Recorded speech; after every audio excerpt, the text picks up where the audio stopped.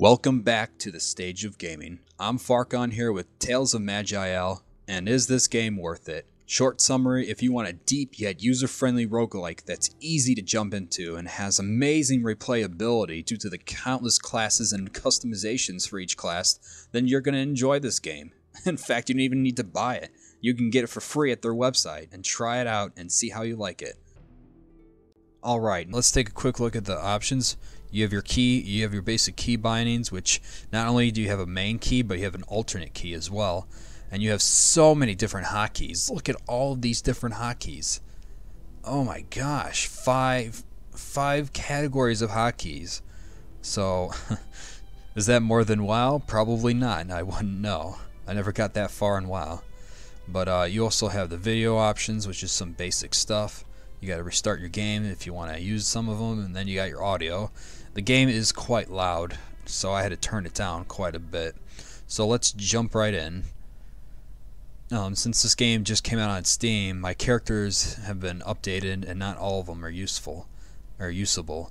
So basically, we have quite a few different races. Oh my gosh, look at all these races. You can even be undead. You got higher humans. These Kornax are basically normal humans. You got the elves, which are based off of magic. And then you got the Thalor, which is based off of nature and such. Then you got halflings with their amazing luck and great agility. And then you got your dwarves with their amazing resilience and strength. Then you have the Yeeks, which are a mysterious race that use their mind. So any classes that use willpower and mind are pretty good with the Yeek. Then you got ghouls. That's right, you can be undead. You can be a dumb, powerful, resilient ghoul, or you can be a really fast skeleton with many different ways to protect itself. And here we have the classes. I cannot go through all of them. There's way too many. I'm gonna have you figure it out for yourself. But I will tell you a couple classes. Like, for example, you got the Berserker, a warrior that wields a huge two-handed weapon, bringing destruction and pain. And if you don't like that, why don't you pick up a shield and do sword and board? And the bulwark can protect themselves so powerfully and counterattack with amazing strength. And you don't even have to do that. You can play a bulwark a different way. You could play all of these different ways. You don't have to just follow what you think they would normally follow. An archmage, you can have an archmage specialize on shields and melee if you want. You even have summoners that are based off the Wilder class. Wilders are basically they're basically connected to nature, and nature isn't too happy with magic right now, so they're basically anti-magic, and they're just some weird, unique wilders out there with different abilities. And then you have celestials, which are basically heavenly bodies, paladins and clerics, although they use the sun and the moon. They don't use gods, which is quite interesting. Then you have defilers. They basically are beings that, you think, oh, necromancer. No. They're not necromancers, they're like defilers. They harness the blight within the world, infecting foes with contagious diseases, and then using that corrupted strength to crush skulls and just mutilate enemies. Then you got inflicted, which are just cursed beings that draw strength from the hate and the suffering they go through. And then they impart that into their opponents. And there's different ways to build each of these classes. You can even be a chronomancer, control time, control, time and space, matter, gravity. And they have psionics, which can just mess with people's minds, throw them into a mindscape. It's an amazing thing. So right now, what I'm going to do is I'm going to play as a freaking Paradox Mage. I'm going to be a normal human, just for the hell of it,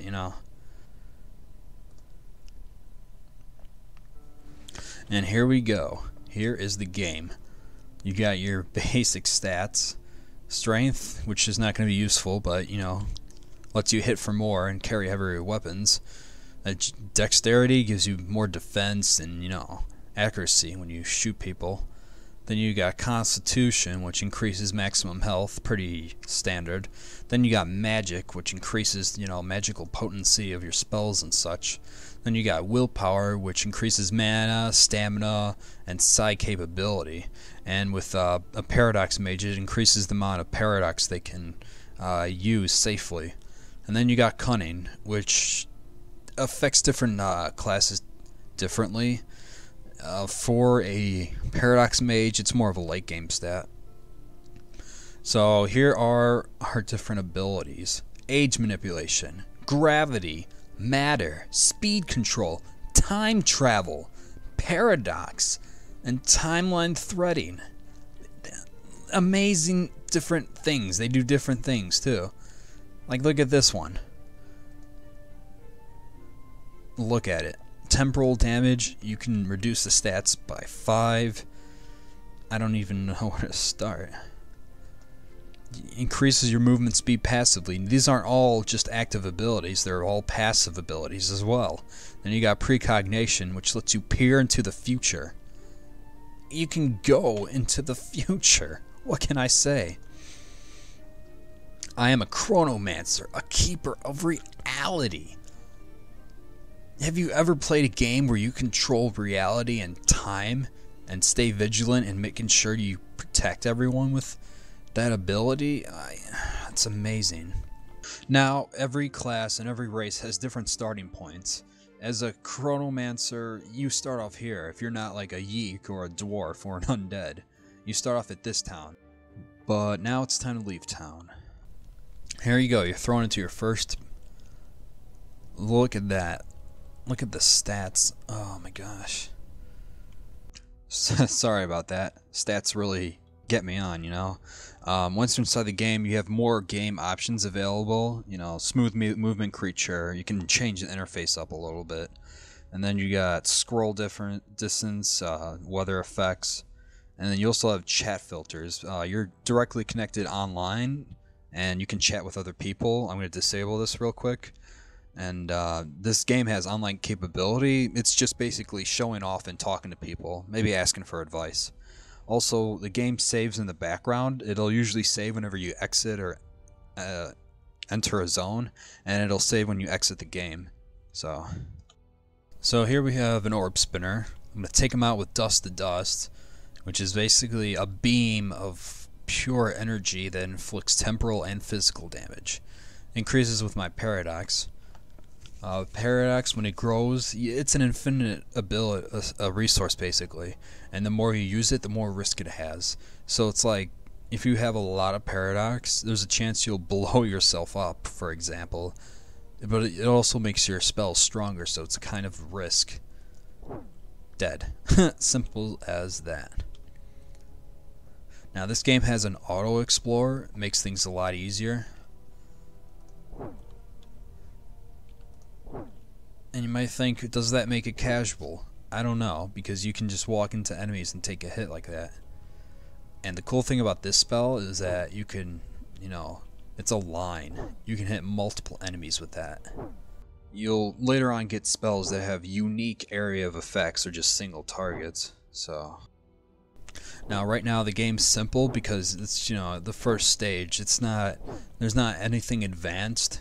You're just killing spiders. And going into the next area.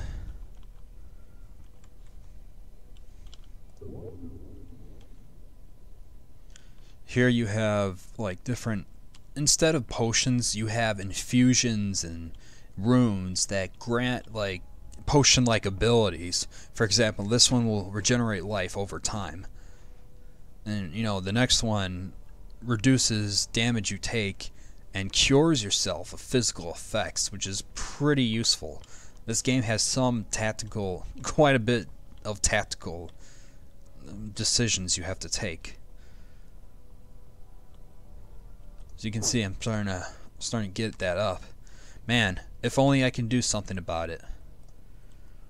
Now you're thinking, man, this is like, you gotta re-enable this every time you fight, because this will reduce the Paradox you take. But if you do this, you can auto use it when there are no enemies available. So now this will be used automatically. And now it's down to 0. So when I'm out of battle, I can regenerate my paradox and bring it down to 0. Other classes have different unique ways of dealing with their own resource, such as a Mind Slayer will use different abilities and have kinetic shields up that absorb the damage and then convert it into energy, for example. I think this is a stronger enemy. He's taken multiple hits, which is not good.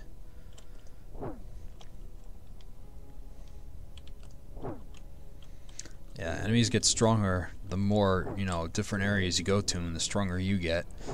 Some areas they'll scale to your level.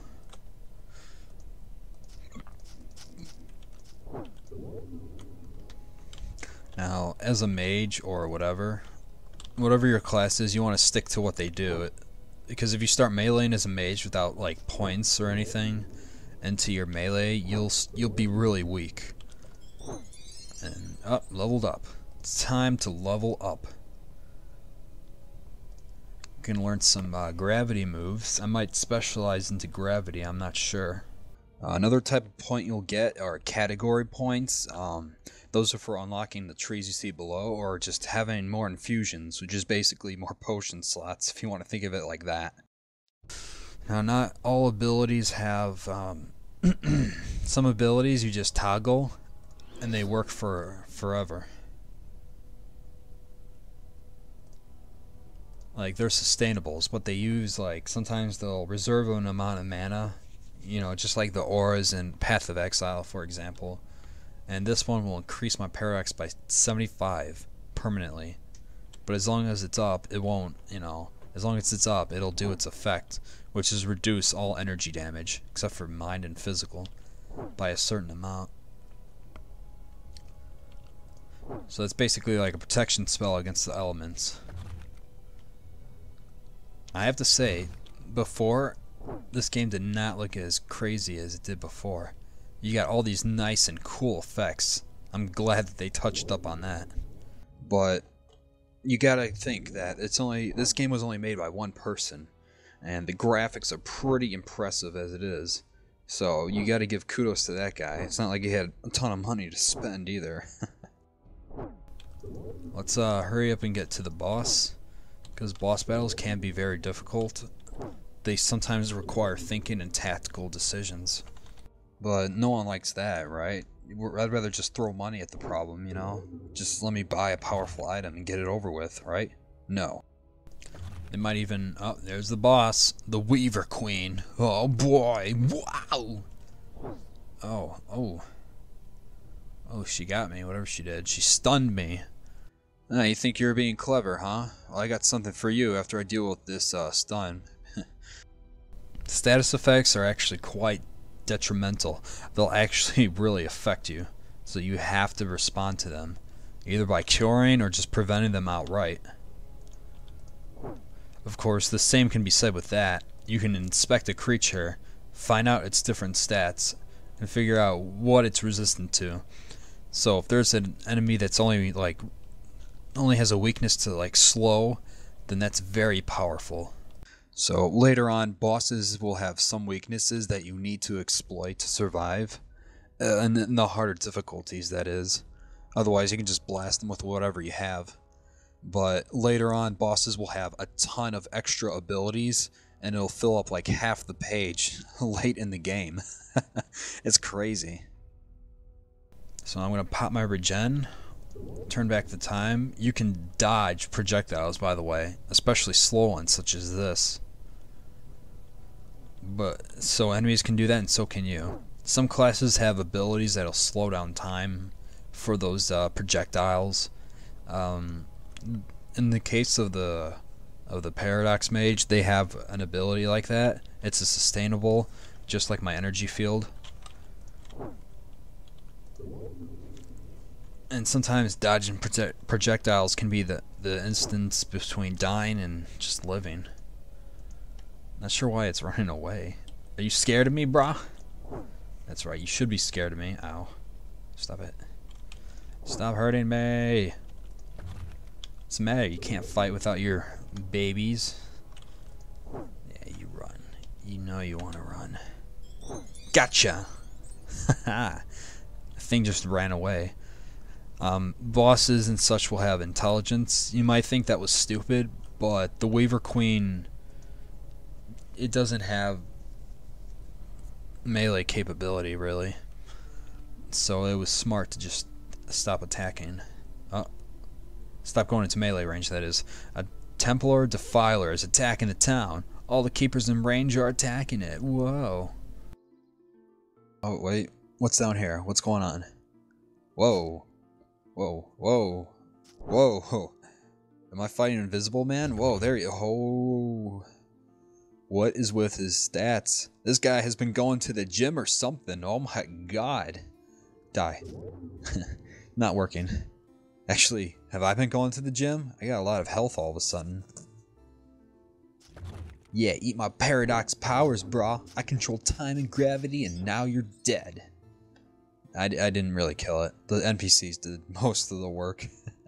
I already fought the boss, so this was staged, but you know, it was pretty cool. And the bosses for your race or your class will usually drop class-based items that are very useful for you. Talk to this guy. What's up, brah? Grandmaster, whatever. I don't even care. I control time and space. I can do whatever I want. Alright, let's go out into the world. Let's explore the world. Let's see what the world has to offer. Actually, let's see what the loot I got has to offer. This crystal that you see, every boss has a unique item that they drop. And for this area, the boss drops this. For other areas, it's going to be randomized in a pool of different items, but it does have a bit of a random nature. So maybe this boss will drop a powerful pickaxe, for example, but the next time you play through, he'll drop a powerful lantern, for example, to help light the way. So loot is, you know, generated differently every time, giving it a roguelite experience. And loot is generally very useful, except for me. I'm a mage, so I don't wear too much. So you basically have a whole world to explore, people to meet. It's just a great open world. It's not completely random. Some of the dungeons do have random elements, but the world is kind of random because there's different events that go on. So it's basically a roguelite. It has roguelite elements, but it's not a full-blown roguelike. So let's head to town. There's a nice town over here. Let's head on in. Let's explore the town and see how shops work, you know? But let's level up first. So there's certain classes, class abilities that you want to level up right off the bat. Cause when I level this up to level 4, it'll project a second it'll project a second bolt, which increases the damage exponentially, quite a bit. You also generally want to upgrade your talents with very low cooldowns, and they do a decent amount of damage, especially if you're a mage like character. Otherwise you won't have anything to use when you're fighting. Then you get generic points, which is basically all this stuff right here. Paradox mages are kind of lacking, but they have pretty substantial abilities. Like, I can teleport. I can teleport with no chance of failure. It's quite amazing. And when you upgrade it, you can teleport at a longer distance, and I think the cooldown is reduced as well. So let's take a look at the shops. You got different types of shops. The shops will restore themselves after you, or rather refresh themselves after you clear a dungeon, I believe. Actually, no. What am I talking about? To reduce grinding, dungeons don't refresh it, but great events do, so shops do not refresh too often. Now, I know what you're thinking, so stop thinking. Just kidding. For this shop, it has various runes and infusions, which are basically your potions. For example, you have the regeneration infusion, and that's based also, some of these runes are based off of your stats, so potions will get stronger as your stats increase. So this is very different from you know, maybe Diablo 2's potion system, and it's even more different than Exiles, Path of Exiles potion system, where you have to kill monsters to refresh your flasks. In this game, it's just cooldowns, cooldowns, cooldowns, cooldowns. Now I'm talking to this guy, he has a quest for me. You'll find quests all over the place. And it really does kind of pay off to find these quests, because they'll have special abilities tied into them that you'll gain, or permanent stat boosts, or just gold so you can just buy the powerful items you need. I've actually missed quite a few things. Let me cut the video so I can show off these things real quick, and then after that I'm going to finish the video. So one of the things I forgot to mention was that there's various campaigns for this game that you can get through mods. This is the original campaign, and it's got 2 other modes by default. It's got the Infinite Dungeon, which is a never-ending descent where you keep on going lower and lower into the dungeon until you meet your demise. And then you got the Arena, where you just, you know, fight with your favorite class and race and try to survive. Eventually you'll actually win in the Arena, but with the Infinite Dungeon, you'll just keep on going. You can actually go to the Infinite Dungeon in the original campaign when you're done with the game. So you don't have to be like, oh man, now I got nothing to do. Nope. You can go die horribly in the Infinite Dungeon. And it also has different difficulty modes. It's got 5 in total. But for Nightmare, you have to play Nightmare to unlock these other 2. And I haven't even completed Nightmare. You need a very solid race and class combination to beat Nightmare. And not having roguelike permadeath helps as well. Yeah, with the main campaign, you can have exploration mode where you have infinite lives, and then you have adventure mode, which you gain bonus lives when you level up. But it just, you know, you gotta play in the roguelike mode. It's the best way to play this game, if you ask me. And let me show you one more thing real quick. So one of the things I forgot to mention was prodigies. Prodigies are special like feats and talents that you gain at level 30 and 42. And some of them are really unique and have specific requirements. Like for Eternal Guard, for example, you need to be able to block. You need to know how to block, and only a couple classes have that ability. But then there's also feats that anyone can get. If you side with the Assassin Lord, spoilers. If you side with the Assassin Lord, you'll have more categories to your like stealth and scoundrel. And category mastery points are basically categories. Here, let me show you. They're categories right here. You'll notice that this is like 1.30. When you upgrade your category point right here, this will make everything belonging to that category more effective. So you'll do more damage with the Mana Thrust, for example, or your Disruption Shield will be even stronger. So those are what category points can be used for. But that talent that I showed you in the Prodigy just levels it up automatically if you side with the Assassin Lord. Which you'll do if you're really evil. But you're not evil, right?